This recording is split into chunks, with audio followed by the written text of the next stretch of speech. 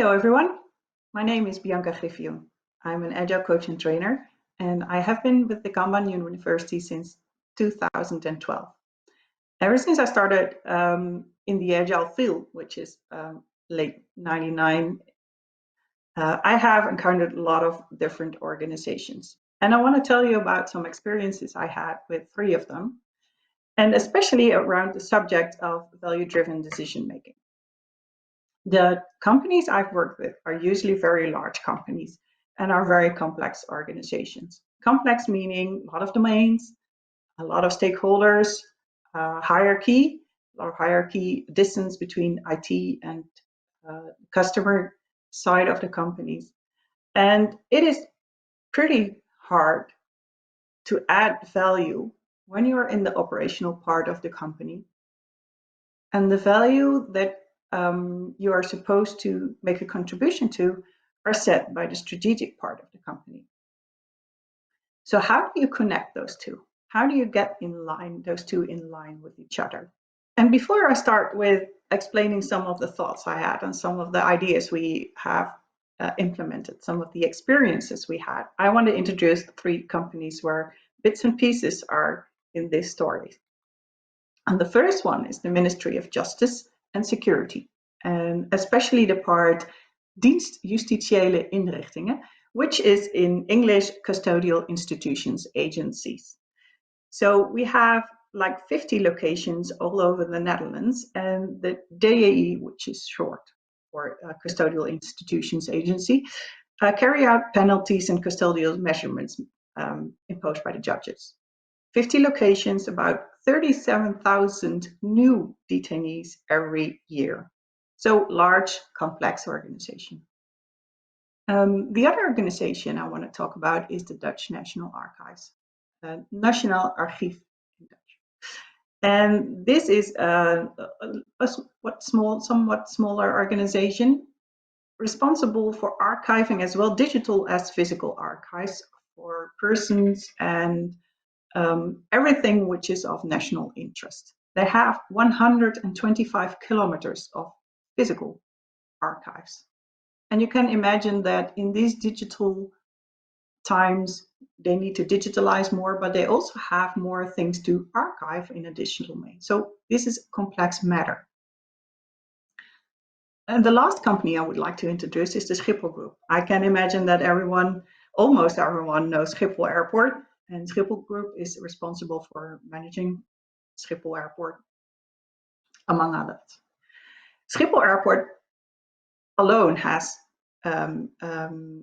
is the residence of 800 companies with 68,000 employees alone. Schiphol Airport is the 3rd passenger airport in Europe and the 4th freight airport in Europe. And in 2019, there were 72 million passengers in Schiphol Airport. 3 very different organizations, very different nature, but still a lot in common. And while we were introducing all new concepts and all new ways of working, we relied heavily on the Kanban way of working, especially on the change management principles and the 6 practices. So what do these companies have in common?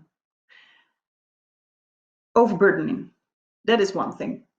Overburdening was really a big problem. At the Dutch National Archives, I still can remember the head of the department saying to me, people were in line in front of my door, which is 3 doors down from the IT department.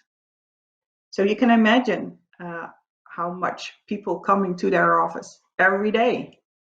Management by cookie. If you do this, then I'll give you a cookie. Management by hierarchy. I'm the highest up in the tree, so you'll do this for me. And other ways of management you can think of. Another thing which is very common when you have overburdening is that priorities are not clear. So you're not aware of what you should work on next. You are not aware of what brings the most value to your own company. And the last I have already explained, complex on very different levels. complexity on very different levels in the organization. So one of the things I would like to address is how can we add value on an operational level when the things we should add value to are set on strategical level? How do we connect? How do we align? I'm going to introduce a small new way of working with which we experimented. And what we did is we set values at strategical level and we cascaded them downstream. And with that cascading, we also cascaded other boundaries, not only the values, but for example, budgeting and scoping. But what values should we work on? Let me give you an example. In 2019, one of the strategic pillars of Schiphol was excellent visit value. So let's say, for example, that is the value we should work on. That Schiphol says that is the value, that the gap where we want to be and where we are right now is the largest. Then all the initiatives we should work on downstream should contribute to that value. How did Kanban help? Well, what we especially used here is visualization and make policies explicit. And we started drawing a lot. The first picture we drew was very different from the final picture we drew on the new way of working. And the biggest problem we had was that it still was an unfamiliar way of working. It's experimental, and we introduced a way of working. We introduced a new organization. We called that product streams, with multidisciplinary teams on all levels: strategic level, tactical level, and operational level, with their own responsibilities, accountabilities. But this was still very unfamiliar. So let's take a look at how it looked like. So here you can see the strategic group of people, the tactical group, the operational and realization. The last two groups are both operational level. We were not able at this point to bypass the hierarchy of the organizations I've worked with.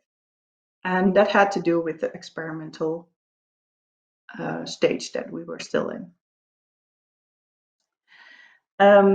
So what we did is we introduced value management and value delivery.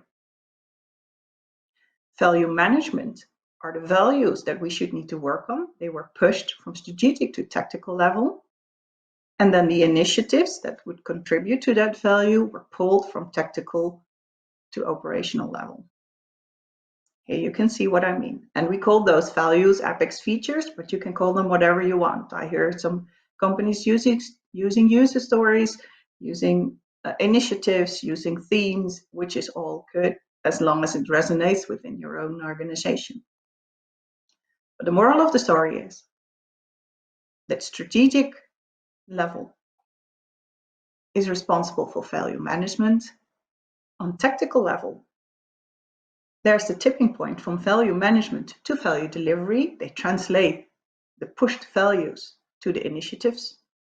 And on operational level, those initiatives were carried out. So now that we've got that problem solved, we came across another challenge, which was, okay, now we know which values we should work on because they were pushed by the strategical level, but we have all these initiatives, and all these initiatives contribute to this value.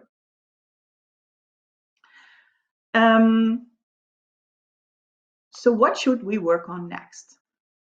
And what we did is we made every level for itself in this virtual organization of multidisciplinary team responsible and accountable for their own decisions, which was quite a challenge because a lot of people were not convinced, especially middle management, that people on operational levels could make those decisions. I actually had one project manager say to me, "You mean that this team can decide which solution is best and which solution should be carried out? Those people are not capable of doing that. They cannot oversee all the impact." Yes, they can. They are the experts. They have all the knowledge of what to do on an operational level. So you should let them decide where the solution is. This had quite some challenges in several organizations I've worked with. So every level decided for their own what to work on next, as long as it was within the pushed boundaries, within the pushed values, and within the boundaries set upstream. And here we relied very much of the encouraged acts of leadership at all levels, and we limited WIP. And that gave us the possibility to get away from the overburdening. So let's see in the picture I drew before what that looks like. So here we have the complete picture. You can still see strategic level, responsible for value management, from tactical level, responsible for value delivery, and teams working on that what is valued the most first. On the left side of the picture, you can see the values. The green one is the most important one, and that is the one where the most initiatives are, and that is the one that is carried out first by the operational part of the organization. So we introduced value management and value delivery. We introduced feedback loop. We introduced pushing values downstream, pulling from that point initiatives to contribute to that value. Having feedback loops, you can see the blue arrows on the bottom of the picture, about these initiatives and about these values. And although this was still in experimental stage, this already helped a lot. It made things clear, people got insight, oversight, and people knew why they were doing. And so they were more enthusiastic doing the work they had to do because they knew what it was for. They knew that they really made a contribution, and they knew where and how and why. So we had one big problem left to solve. And that was because this was still in an experimental phase, and because this was still a virtual organization, we did not have any dedicated operational teams making the product, the features that we wanted to deliver. Which meant that we had to compete with other types of work coming into those operational teams. In other words, we had to manage flow. So I also draw a picture about that. This is the first one I want to introduce. On the top of my drawing, you can see users. I'm sorry, that's still in Dutch, I see. Then you can see key users, project management. These are all just different stakeholders with different interests on the same team at the bottom of the picture. This team has its own process, and the goal is happy customers, added value. So there are actually 3 types of work coming to these teams, like smaller incidents, service requests, like could you please do me a password reset for me, or this is supposed to work but it doesn't anymore, please solve. Small changes, operational changes, lifecycle management, patches. This is very IT driven. You can see these are IT teams. And larger changes or project changes. So in the operational teams, we had to compete with different types of work. And the biggest challenge was competing with the project changes, because those were the larger part of work that were not like the basic work that these teams were supposed to do. These are IT teams also responsible for development and our operations. And we made some policies. For example, we agreed that there should be a minimum WIP, that we agreed that they should work on at least 2 of the features that they pulled from the backlog of the new way of working, the new virtual organization. So now we know what the situation was for the operational team. We knew what we had to do with.